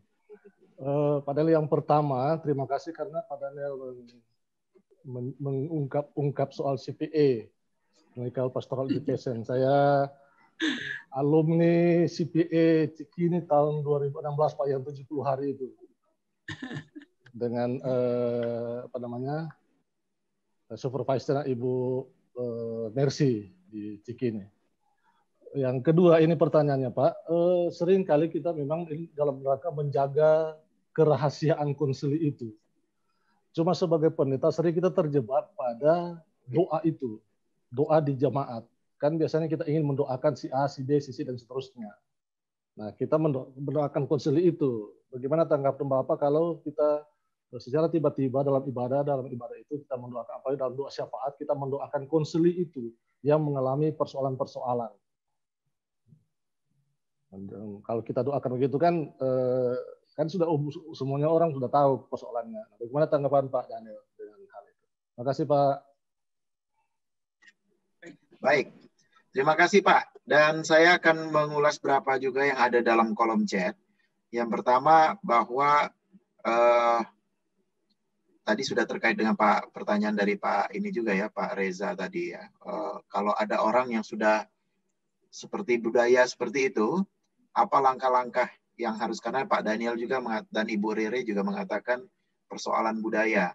Harus seperti apa kita melakukan atau strategi seperti apa untuk menghadapi realitas seperti ini. Lebih-lebih seperti yang dikatakan oleh Pak, ada salah satu peserta tadi mengatakan, Pak Hardianus ya, kita di dalam perkembangannya ilmu psikologi sendiri dan juga dalam arti konseling pastoral itu kebanyakan kiblatnya melihat situasi yang atau perkembangan yang berada di dunia barat gitu ya, yang notabene itu bisa beririsan atau beda sama sekali dengan situasi kita yang ada di Indonesia. Sementara itu konselor atau psikolog di Indonesia tidak mengembangkan sendiri teori atau penelitian lokal yang bisa menjawab kebutuhan kita di Indonesia terkait dengan persoalan budaya itu. Jadi kalau dikatakan oleh beliau di sana umur 12 anak-anak sudah mandiri, di Indonesia masih banyak yang disuapin makanannya. Hal-hal seperti itu yang menjadi pembandingnya. Lalu ada juga Ibu Evelyn menambahkan juga bagaimana cara menghadapi orang yang tiba-tiba memutuskan komunikasi dengan kita hanya karena kita sudah terlanjur tahu kekurangannya dan punya keberanian menegur dia, tapi kemudian dia tidak terima, bahkan merasa tertekan karena kebebasannya terhalangi. Ada dari Ibu Maranatha katakan setiap sinode punya etika pastoral. Kemudian ada Ibu Lydia, ini terkait yang sudah dijawab Pak Daniel tadi. Kalau belum selesai luka-luka batinnya, lebih baik menyelesaikan itu dulu, baru kemudian bisa secara murni menyelesaikan luka batin orang lain, tanpa harus ada gangguan dari luka batin pribadi. Begitu, dan ini mungkin terakhir nih, karena ada yang angkat tangan untuk sesi ini. Pak Hardianus, silakan Pak. Tadi sih udah di chat Pak, kirain tadi nggak dibahas. Oh itu oke, baik ya. Selamat siang Pak Daniel, Bu Rere, tentang perkembangan teori-teori perkembangan yang dipakai di dunia barat yang banyak digunakan di Indonesia, padahal sangat beda konteks dan perkembangan fisik mental juga sangat beda dengan orang Indonesia tentunya. Itu yang menjadi kegelisahan saya karena banyak sekali dipakai di Indonesia padahal jauh beda banget ya. Kira-kira bagaimana dalam hal itu Pak? Jarang sekali psikolog atau konselor Indonesia yang memunculkan dari hal-hal di daerah kita, negara kita sendiri. Terima kasih Pak Daniel, Pak Ibu Rere. Terima kasih Pak. Tuhan berkati. Baik Pak Daniel, silakan Pak Pendeta. Baik.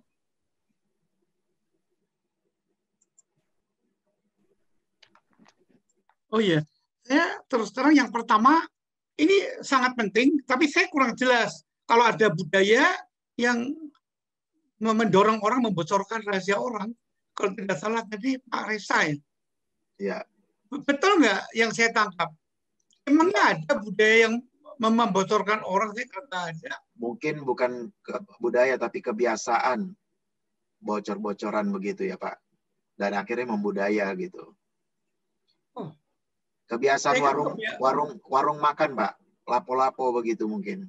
Habis konseling, habis apa, terus duduk-duduk di lapo berbagi lagi. Tadi saya sudah bicara dengan pendeta begitu. Akhirnya bocor lagi gitu. Itu janganlah. Gitu. Kalau ini masih ada nggak laku konseling. Jadi bagaimana harusnya Pak kalau begitu? Ya jangan bicara lapo soal lain aja. Pertanian nggak usah bilang ini orang ini. Jadi kita kalau mau menjadi konselor kita harus bisa untuk menjaga diri kita. Karena itu tidak semua orang yang mau bisa jadi konselor yang baik loh, saudara-saudara. Itu kalau orang mau ikut CP pun dites loh kalau di luar negeri. Enggak semua orang lo bisa masuk begitu aja. Jadi kayaknya kalau ini ada seorang yang datang mau menjadi konselor, kalau dengan sungguh-sungguh saya kira dia maulah untuk itu. Untuk tidak usah apalah. Dia sendiri kan nggak mau digituin. Kalau kita tanya sama orang itu yang cerita di lapo itu, kamu nggak ceritain kan nggak mau juga. Kan ada rahasia. Kan kalau cerita anaknya dari dokter bolehlah. Pak Daniel, Pak Jimmy, boleh saya tambahkan untuk yang hal nomor 1 supaya nanti tidak overlapping ya? Ya silakan. Yang kaitan budaya ini Pak Daniel boleh saya tambahkan sedikit ya Pak?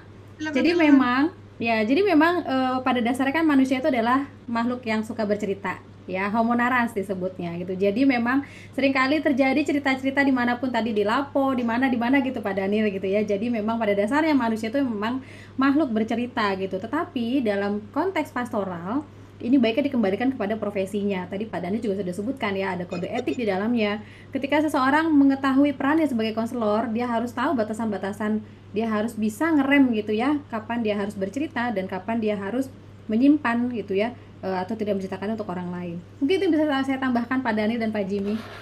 Ya.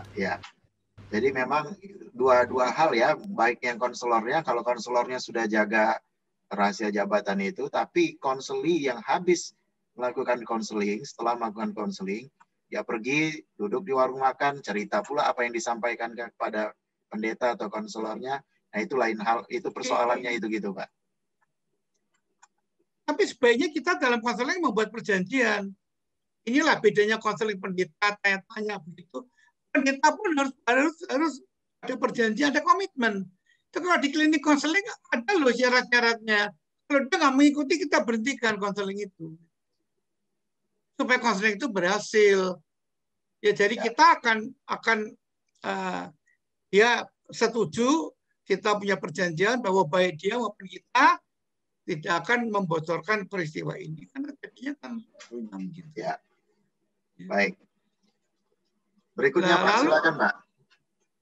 Kemudian rahasia konseling tadi gimana maksudnya?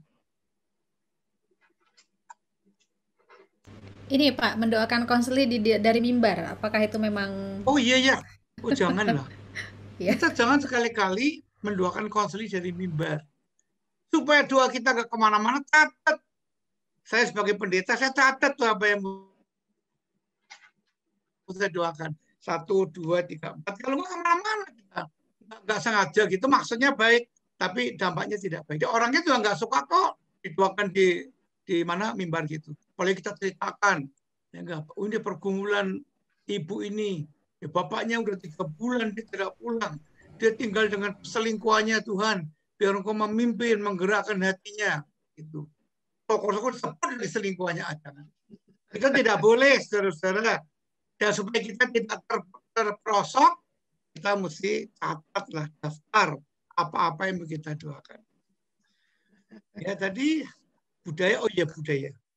Saudara-saudara, ada buku yang bagus, yaitu bukunya Niebuhr, Christ and Culture. Jadi itu menggambarkan antara budaya dan kebudayaan, budaya dan iman Kristen. Ya, macam-macam itu polanya.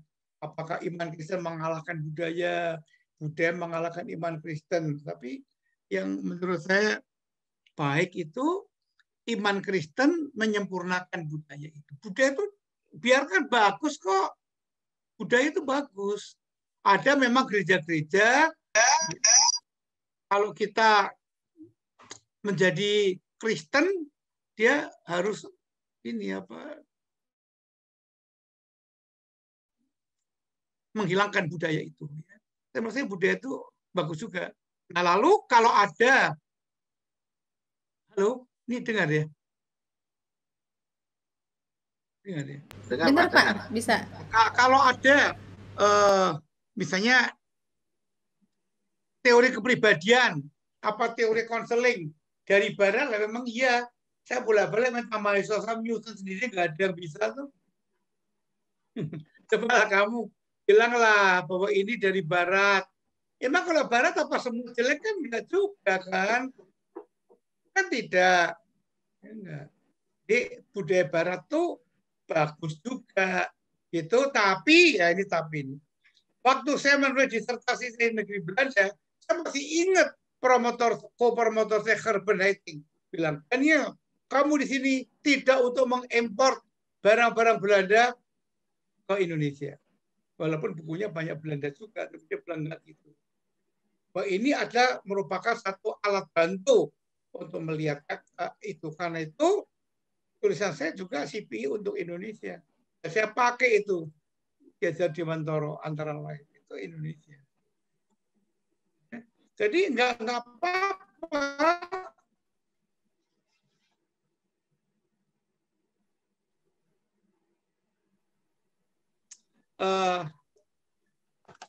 Bentuk konseling direktif dan non direktif.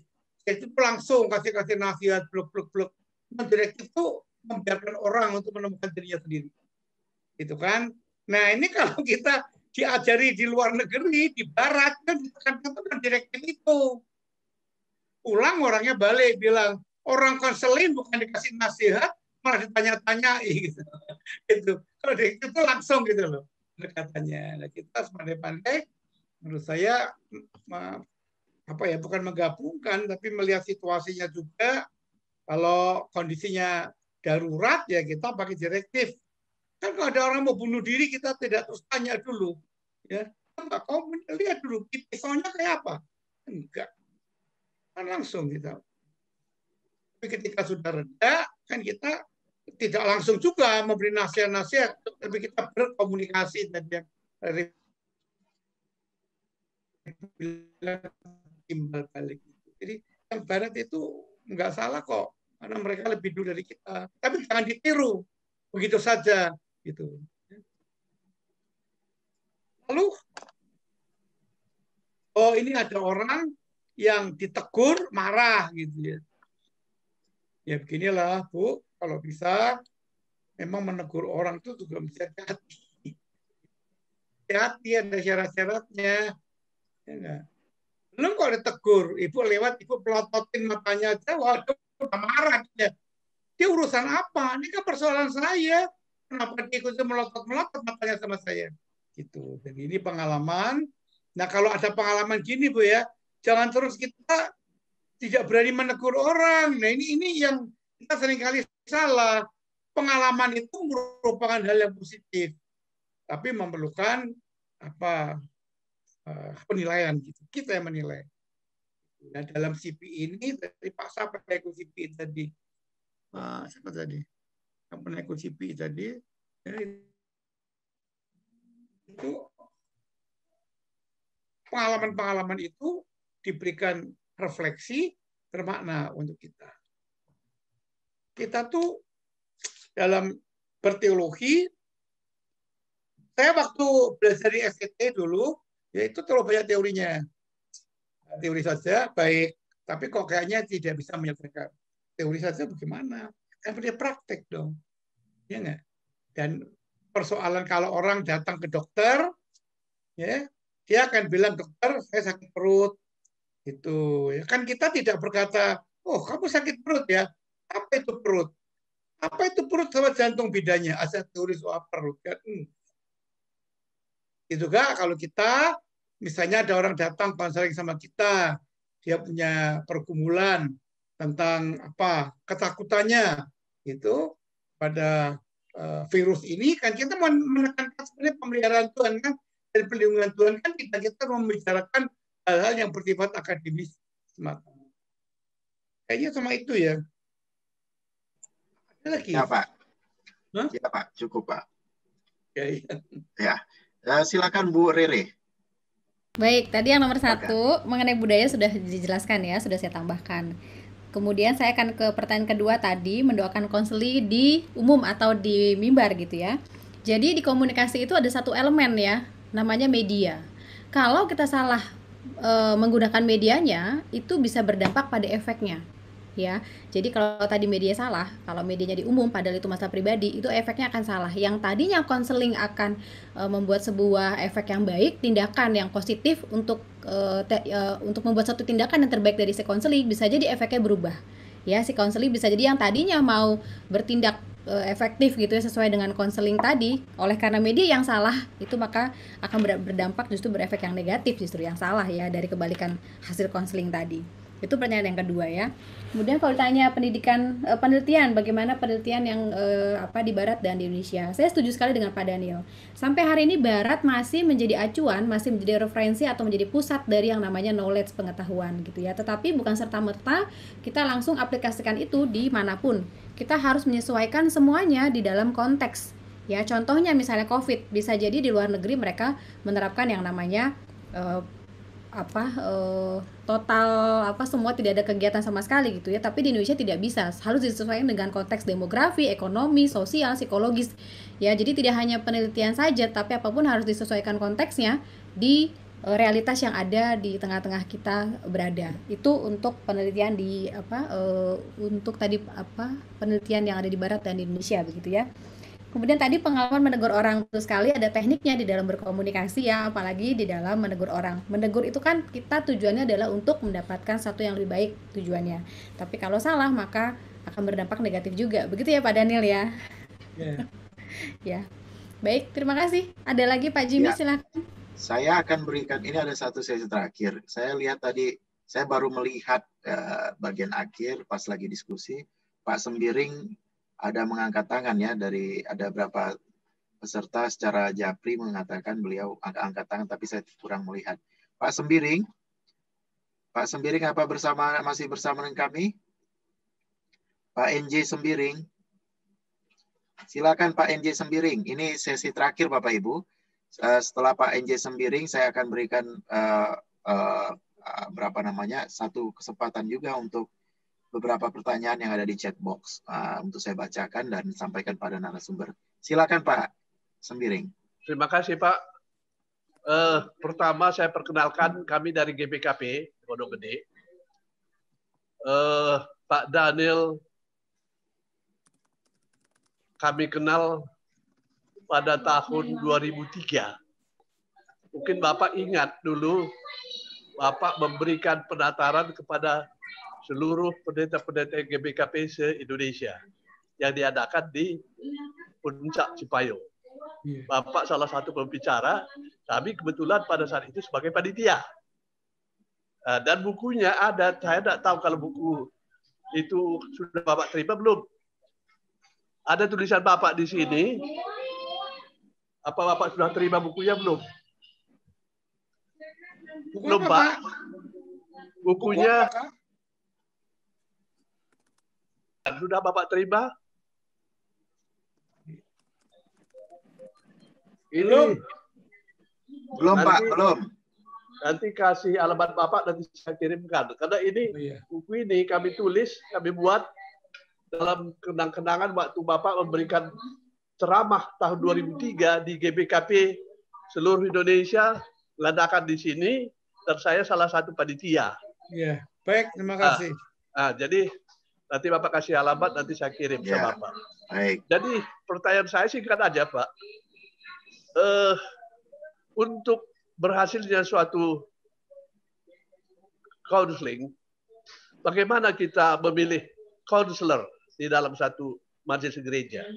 Karena gini, di dalam suatu majelis gereja itu, di sana banyak orang, penetua-penetua, kayak kami di Pondok Gede misalnya, penetua ada 50, pendeta ada 1. Bagaimana kita memilih counselor supaya counseling itu berhasil?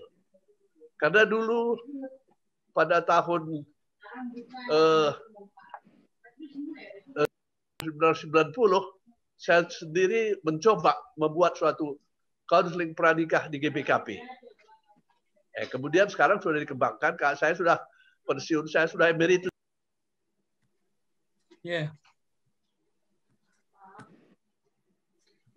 Pak Aman. Bagaimana kita counselor di situ? Apakah pendeta?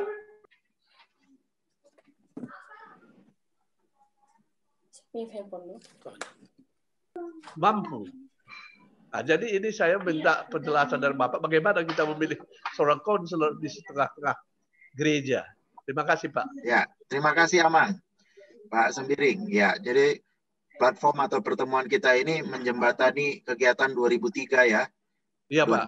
Akhirnya bisa terhubung ya. Kalau nggak ada acara ini nggak terhubung nih Pak. Betul. Nggak tahu ada buku itu ya, yang pakai nama beliau di situ. Ya baik Pak Daniel, nanti bisa berkomunikasi lanjut dengan Pak Sembiring. Kita setap poin tadi ya, pemilihan konselor itu ya, agar konselinya berjalan dengan baik. Lalu saya juga melihat di dalam kolom chat ada pertanyaan menarik juga nih untuk Pak Daniel dari Ibu Pendeta Gino. Apakah konseling untuk kasus praperceraian ya bisa berjalan atau dilakukan jika salah satu klien, suami maupun istri, tidak setuju untuk melakukan konseling? Apakah dipaksa untuk harus tetap ikut atau seperti apa begitu Pak? Lalu ini mungkin terkait ini Pak ya, sekarang ini fenomenanya kurvanya meningkat ya, naik ini persoalan-persoalan perceraian ini. Dan ini pertanyaan sangat relevan. Lalu ada dari Pak Hardianus Bella, kalau ini tuh Bu Rere ya secara khususnya, kalau di metode komunikasi pastoral itu Bu, kebanyakan kita harus banyak mendengar, ya mendengar konselinya. Bagaimana kalau situasinya sekarang dalam teknik komunikasi ini atau ilmu komunikasi dengan anak atau generasi muda, generasi milenial yang sukanya berpacu dengan waktu atau lebih suka lebih cepat begitu ya, dan sukanya berbicara to the point. Apakah perlu ilmu konseling mengadaptasi itu atau ada perubahan apa yang perlu dipertimbangkan dari ilmu konseling terhadap generasi baru ini? Lalu Pak Abadi Tarigan, kalaulah pendeta ingin konseling gitu ya, mungkin ini saya menerjemahkan aja ya, atau saya baca secara langsung aja ya. Pak Daniel, saya Pendeta Jaya Abadi Tarigan mau bertanya, bagaimanakah seharusnya sikap pendeta jika di sinode tidak ada tempat konseling bagi pendeta? Jadi pendeta juga butuh konseling. Bagaimana seharusnya jika tidak ada tempat untuk konseling itu di sinode? Begitu kira-kira Pak dan Ibu. Silakan menjawabnya lebih singkat padat karena waktu kita sudah habis dan kemudian akan kita tutup. Saya juga berikan kesempatan kepada Bapak Ibu, karena ini akan sifatnya serial, misalnya akan ada kita tindak lanjuti pertemuan hari ini, adakah yang perlu kami angkat untuk tema berikutnya? Di kolom chat Bapak Ibu bisa ketik, untuk kami pertimbangkan apa yang perlu diangkat dalam diskusi terkait dengan pastoral ini dan komunikasi ini ke depan, agar menjadi pertimbangan temanya. Lalu, ada daftar hadir di sana, Bapak Ibu klik formulir online-nya untuk diisi. minta tolong, sekaligus juga bagi yang membutuhkan e-sertifikat, Bapak Ibu bisa menginformasikannya melalui formulir itu atau melalui kolom chat. Kemudian untuk kami bisa tindak lanjuti untuk e-sertifikatnya. Silakan Pak Pendeta Daniel.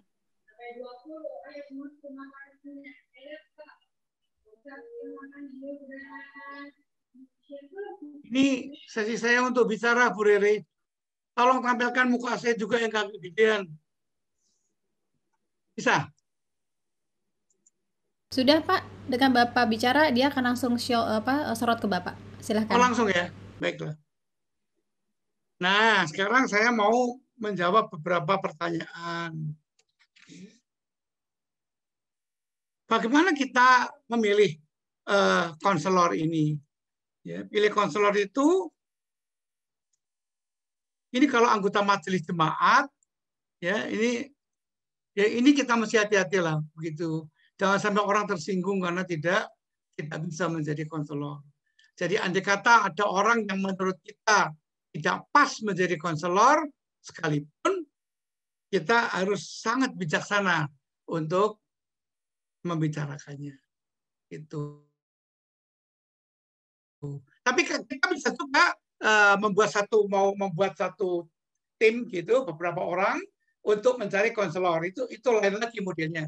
Ya, kita satu kali membuat satu seminar ya, tentang konseling pastoral. Di dalamnya apa itu konselor? Syaratnya bagaimana? Cari yang berminat siapa? Baru kemudian orang-orang yang berminat itu dikumpulkan. Lalu mereka diberikan latihan. Sehingga kita mendapatkan ini unggul. Tapi hati-hati kalau kita menolaknya begitu. Karena jangan sampai ada orang yang mau menjadi konselor karena ya itu tadi, karena soalnya dia sini nggak beres, dia pengen lihat orang lain punya soal kayak apa. Janganlah. Itu ya kurang pas. Bereskan dulu persoalannya, baru menjadi penolong. Kadang ada juga yang begitu. Ya. Tuh, jadi syarat-syaratnya apa? Tadi saya sudah bilang, pengetahuan. Ya, dia mesti tahu konseling pastoral itu apa. Tema-tema teologi pastoral itu apa? Tentu tidak semua. Ini kan bukan pendeta yang mau belajar. Ya, tema-tema apa? Ya, perdamaian, pengampunan, kasih, penyakit, penyembuhan, dosa, kira-kira begitulah. Lalu kemudian psikologinya juga harus tahu lah sedikit. Ini bisa dibuat latihan kok dalam grup ini. Ya, grup kalau mau. Kemudian keterampilan, ini perlu latihan.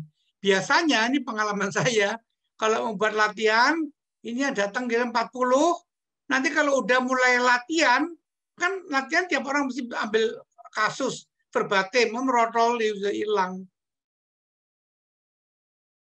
Nggak mau dia membuat verbatim itu nggak bisa. Lalu yang ketiga, ya kan kita kenal pertumbuhan pribadi orang itu. Lalu,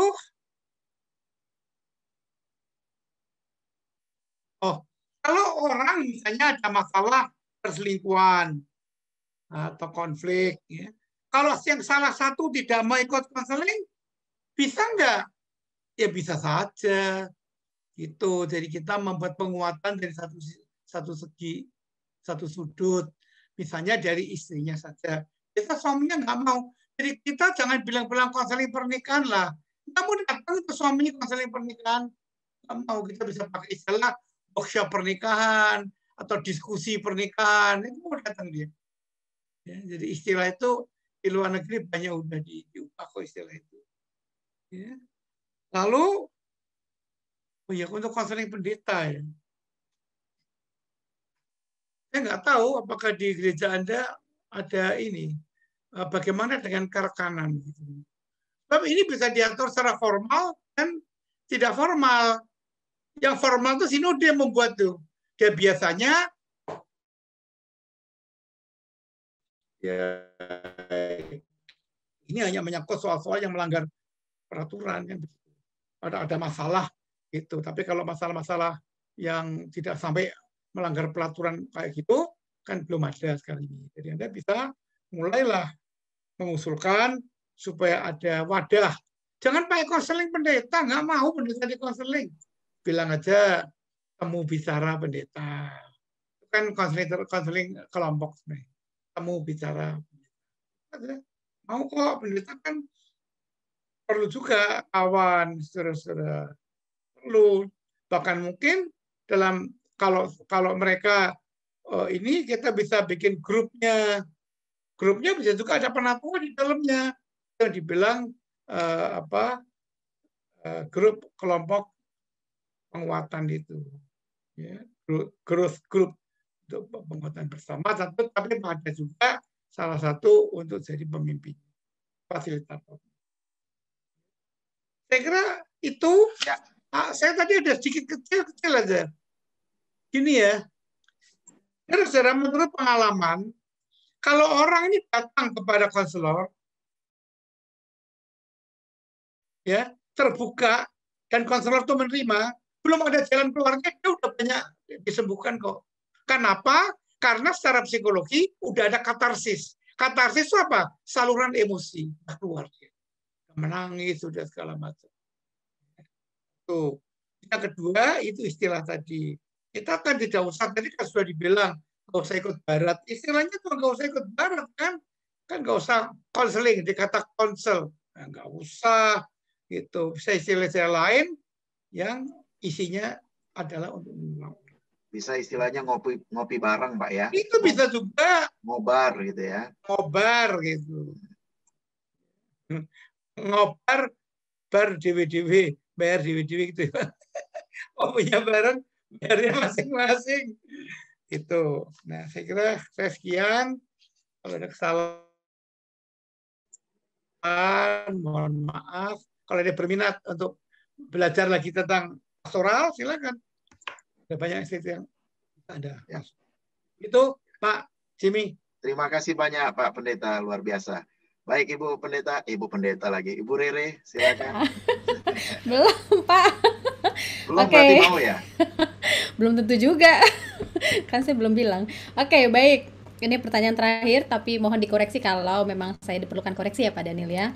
Ini ada pertanyaan apakah metodenya perlu dirubah begitu ya untuk anak generasi milenial. Kalau menurut saya sampai hari ini pun bukan dirubah ya, saya lebih suka menggunakan istilah disesuaikan. Kita sesuaikan dengan konteks hari ini gitu ya. Kalau anak-anak milenial hari ini cepat-cepat gitu ya, berpacu dengan waktu, itu berarti sebenarnya mereka memberikan informasi yang lebih cepat, berarti keterbukaan mereka cepat diberikan kepada kita gitu ya. Jadi harusnya tidak ada masalah dalam takut terbuka tadi untuk anak generasi milenial gitu ya. Tetapi dalam hal ini memang dalam era milenial ini kecepatan menjadi hal yang utama gitu ya, sehingga konselor harus meningkatkan keahliannya juga ya dengan cepat mendengar gitu ya, kemudian cepat menganalisa, cepat memberikan efek yang baik gitu ya, atau sebuah tindakan yang positif, tapi bukan berarti cepat-cepat gitu ya Pak ya. Jadi yang saya mau tekankan adalah kita sesuaikan konteksnya dengan anak milenial sekarang. Jika mereka cepat, tapi jika itu tidak sesuai dengan substansinya, tetap harus kita lewati, ikuti prosedur atau proses-proses konseling gitu ya, sehingga keterbukaan dan kita sebagai konselor bisa menjawab pertanyaan itu sesuai dengan kebutuhan mereka. Mungkin itu yang bisa saya tambahkan Pak Jimmy. Pak Daniel, mungkin kalau ada yang mau ditambahkan silahkan. Ya, terima kasih ya, bahwa konseling sebenarnya adalah satu proses. Dan komunikasi ada juga dalam satu proses yang membutuhkan juga pertimbangan. Salah satunya budaya atau realitas saat ini ya. Sehingga kita harus mengembangkan itu terkait dengan relevansian apa yang kita layani terhadap orang yang kita layani sehingga itu menjadi efektif. Baik, terima kasih Bu Rere dan Pak Daniel, Pak Pendeta. Kami sangat berterima kasih untuk pertemuan kita kali ini, juga sangat mengapresiasi hadiran Bapak dan Ibu yang boleh secara aktif maupun juga yang mendengarkan secara pasif hanya untuk mengamati. Dan kiranya pertemuan ini semakin menginspirasi Bapak Ibu, karena saya pribadi mendapat atau menerima banyak informasi baru di dalam pertemuan ini, ataupun menyegarkan apa yang sudah saya studikan puluhan tahun lalu, sehingga ini menjadi berkat bagi saya untuk juga semakin mengembangkan pelayanan terhadap warga jemaat.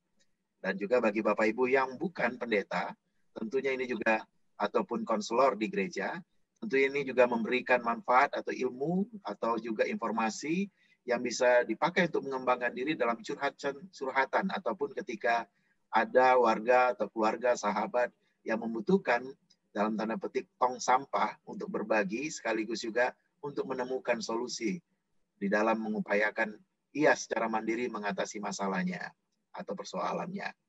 Terima kasih sekali, dan kami sudah melihat ada banyak masukan juga untuk tema berikutnya atau isu yang perlu diangkat berikutnya. Namun Bapak Ibu, sekali lagi kami mohon untuk mengisi daftar hadir sehingga yang membutuhkan e-sertifikat bisa kami kontak berikutnya untuk mendapatkan klarifikasi atau informasi terkait pengiriman sertifikat itu sendiri. Sekali lagi ini e-sertifikat ya, bukan sertifikat cetak, untuk supaya clear dari awal. Baik, untuk tidak memperpanjang waktu, supaya kita tidak panjang lagi dari waktu yang sudah ditentukan, kita sudah molor 20 menit, saya akan meminta kesempatan dari Pak Syarif. Apakah masih bersama dengan kami? Masih ya. Pak Syarif, bolehlah kiranya menutup pertemuan yang sangat berharga ini dengan doa dan memimpin maksudnya. Ya, silakan. Terima kasih untuk kita semua. Kita akan mengakhiri pertemuan kita ini. Mari kita satu di dalam doa. Ya Allah Bapa kami yang di surga, kembali kami datang kepadamu mengucap syukur atas segala berkat dan anugerah yang Kau limpahkan kepada kami. Ya Bapa, kami mengucap syukur atas kasih dan penyertaan-Mu bagi kami, sehingga acara bincang-bincang tentang konseling pastoral dan hambatan yang terjadi di dalamnya dapat kami laksanakan dengan baik di dalam Engkau ya Bapa. Ya Allah Bapa kami, sertai dan kuatkanlah kami, para pelayan-Mu dalam usaha meningkatkan pengetahuan, keterampilan dan spiritualitas kami, untuk kami tetap bersemangat mengembangkan pelayanan konseling pastoral di tengah berbagai pergumulan yang kami hadapi, terlebih pada masa pandemi sekarang ini. Ya Bapa, berkati juga jemaat-Mu, dimanapun mereka berada. Berilah mereka kekuatan untuk berani terbuka dan percaya kepada para pelayan yang akan menolong mereka. Bapa, berkati juga PGI dan IPI dan semua pengurusnya dalam usaha mereka mengembangkan pelayanan untuk terus bertumbuh dan berbuah sebagai wujud nyata kasih-Mu di tengah-tengah bangsa dan negara kami. Bapa, ampunilah dosa dan salah kami. Engkaulah sumber kekuatan dan pengharapan kami. Sertai dan berkatilah kami senantiasa dalam segala aktivitas kami, dimanapun kami berada.